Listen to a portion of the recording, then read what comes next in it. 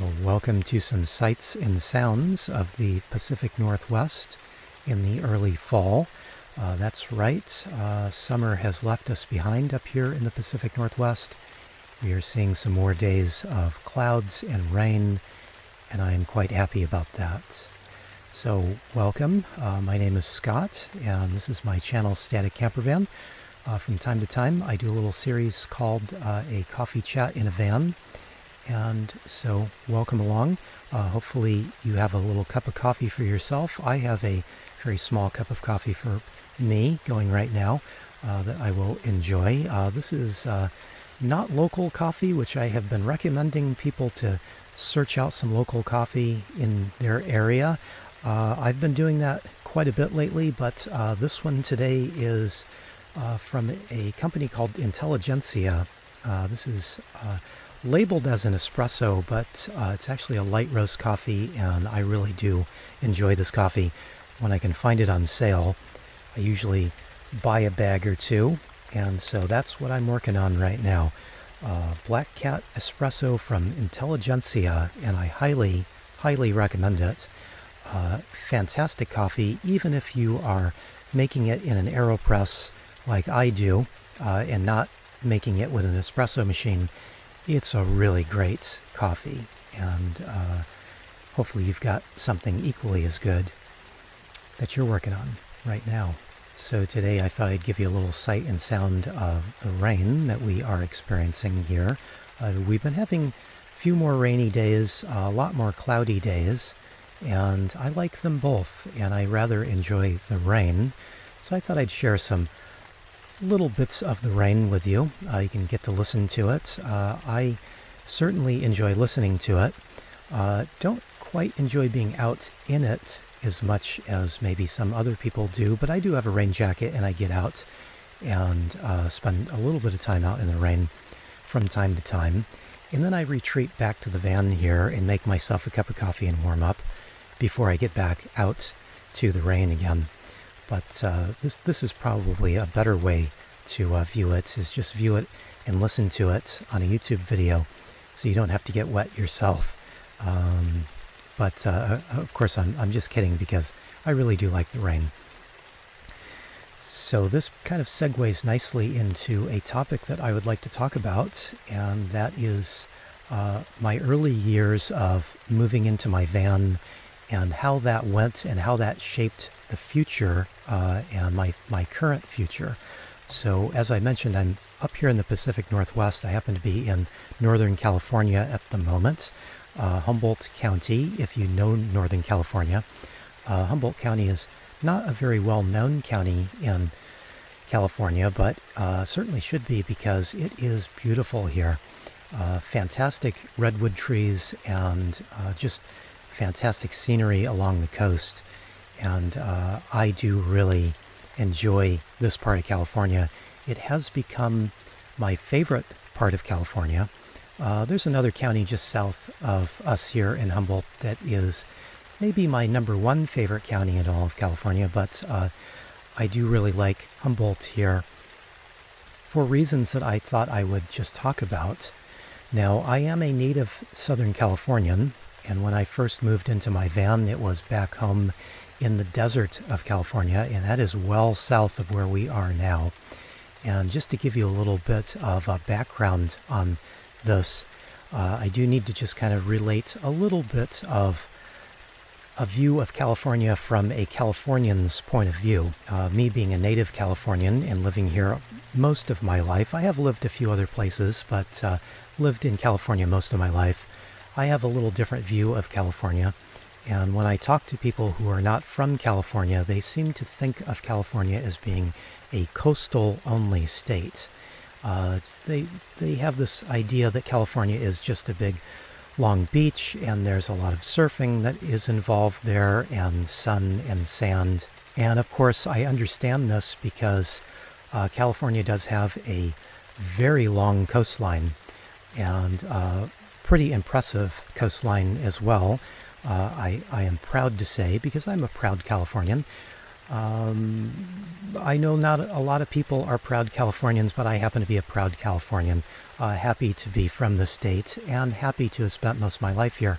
It's really a beautiful place, but if you've gotten a chance to live here, or if you are from here like I am, you know that California is more than just a coastal state.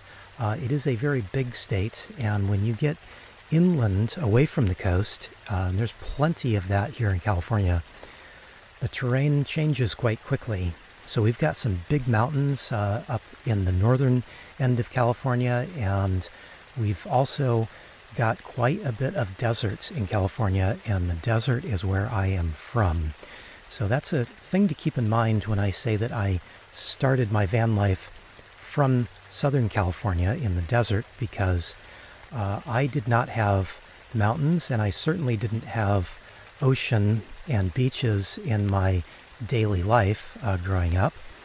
There were times that we got out to the beach and up into the mountains, but that wasn't my reality. My reality was the desert, and the desert meaning very little rain and lots of dust, lots of sand, and that can have its beauty too. You might know of Joshua Tree National Park.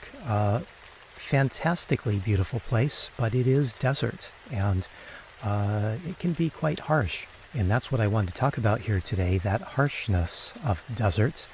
When I started out in van life, I started out in April, and that was an amazing time to start living out of a van. At least it was for about 2 weeks, because if you know Southern California, the deserts of Southern California, you know that April does mean warm weather quite frequently. So for the first couple of weeks, I thought van life was the best and easiest thing I had ever experienced, and I was just really enjoying it. And then the weather changed, and instead of having nice cool temperatures, what I thought of as being very cool temperatures back then, of say 80 degrees during the day and about 60 degrees at night, things changed rather quickly, and we were up into about 100 degrees during the day and 80 degrees at night. And of course, as we got farther into summertime, those temperatures increased rapidly. And so instead of the nice easy life that I had starting at 80 degrees during the day, we were looking at temperatures well over 100 degrees during the day and low temperatures in the low 90s to mid 90s overnight. And that made things very, very different from a van lifer's point of view. Now, at that time, I was working a job that had me outside all day long. Don't think I want to mention that job, but let's just call it a route job. I was given a route to take care of in the morning when I would leave the office. I was given a company truck. Usually that company truck had air conditioning, but not all company trucks did have air conditioning. But you were outside most of the day. We did usually 8 to 10 hour days depending on the season. And summertime was definitely a busy season for us. We stayed quite busy, and you were on your feet and moving as quickly as possible on a work day. And those temperatures were brutal. I mean, they were just really brutal. I found them tough to deal with when I had a house with air conditioning, but with the van, I just didn't have enough electricity on board to run an air conditioner, and so I would leave work, come home to my van, and have to deal with life in 115 degrees or more with no air conditioning, and then trying to sleep at night with lows in the low to mid 90s, and that was tough. I just found it incredibly tough, and that really changed a lot of how I thought about van life and my life at the time. I went from the first 2 weeks of my van life being overjoyed with just how easy life was living out of a van. I had very little responsibility. There were some things that needed to be fixed on the van. There were some things that I still hadn't built out yet.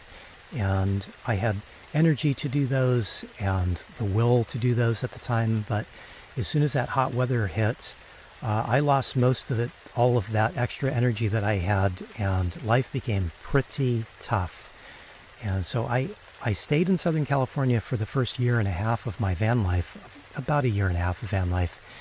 And when that second summer rolled around, it was just too unbearable for me. I just couldn't do a whole nother summer, I thought. And so I did a good month and a half of it, and I tapped out. I decided to leave the desert and move away to some place that would be a little bit more conducive to van life. And that got me up into the Pacific Northwest. Not the Pacific Northwest that I'm in now, but up in Washington State near Seattle. And the weather was much better up there. And I learned that I really enjoyed rain. I learned that I really enjoyed to see trees, evergreen trees, and mountains, and streams, and rivers, and lakes. The one thing that was missing slightly for me was the ocean. I put myself a little bit farther away from the ocean, which is odd because I was well over an hour away from the ocean where I was in Southern California. But being in the Seattle area, that put me about 2 hours away from the ocean. So that was, there were some good and bad points there with relocating to Seattle. But I did find that the temperature was much better, and it made life quite a bit more easy for me. Once I got out of the heat and into some more easy to manage temperatures, I found that I regained that joy of van life, and all of a sudden I was happy to be living in a van again. All of that pressure of not being able to sleep so well at night and just being drained after work during the day went away. And that is still on my mind today. I've carried that with me now several years. I am now 7.5 years into my van life experience, and I have no desire to ever go back to those hot temperatures again. In fact, last year I was saying quite frequently that I did not want to return to Southern California ever again. And I should probably never say never, because there would be some instances where I could see that I would want to be back in Southern California. For one, I live off of solar power, and solar power is much easier to get down in Southern California than it is up here in the Pacific Northwest, obviously. And so that I found last year. I was hoping that I would be able to stay kind of up in Northern California last year. And I decided to just kind of give that up and go ahead and go back down to Southern California. There were some other reasons for that too. I got to go see some family as well, so it was a multifaceted decision there to leave Northern California and go back to Southern California last winter. So that's why I say never. I could possibly head back to Southern California again this winter, but it is still my desire to stay away from heat. Now, of course, I can stay away from heat in Southern California in the wintertime. That's not a big problem. So that's why I say I should never say never, because I may very well end up in Southern California. You never know. You just never know. But whatever happens, and wherever I find myself over the next few months, the one thing that I will always carry with me is the memory of having to deal with those hot days. And I don't know if you've ever tried to sleep in temperatures in the mid-90s at night. It's not fun, and especially when you've got work the next day to get to. It's just it's tiring. And like I mentioned before, life got really difficult there for a little bit, at least in the summertime there in Southern California. It was tough. I stopped kind of living life, and it turned into kind of just getting through the week. One thing that I did to try to alleviate some of that heat and me having to deal with some of that heat was I would work my regular 9-to-5 job, and when Friday would roll around, I would get to the bank, deposit my check, and then I would take off. Lots of times I would head up into the mountains to kind of escape some of that heat. We all know that if you go up in elevation, you can cut down on some temperatures that way. But most often I would take the longer drive out to the ocean, and I would normally get down to San Diego just because I knew that even on the hottest of days, there were a few areas there that would be not too hot. It would get back to those cool days that I would think were cool back then, say 80 degrees. I don't happen to think 80 degrees is cool anymore. Now, whether that means I am acclimating, I don't really know. But back then I thought that 80 degrees was cool, and I knew that I could get to some 80 degrees or even better temperatures if I would just get down to San Diego. And so I did that. I would drive a couple of hours after work on Friday nights after being just absolutely drained, and I'd do that drive just to be able to have a couple of days of cool temperatures. Of course, a lot of times I'd get a chance to jump in the water and go swimming a little bit in the ocean. That's always a nice little bit of refreshing bits of time that you can get away from the heat as well.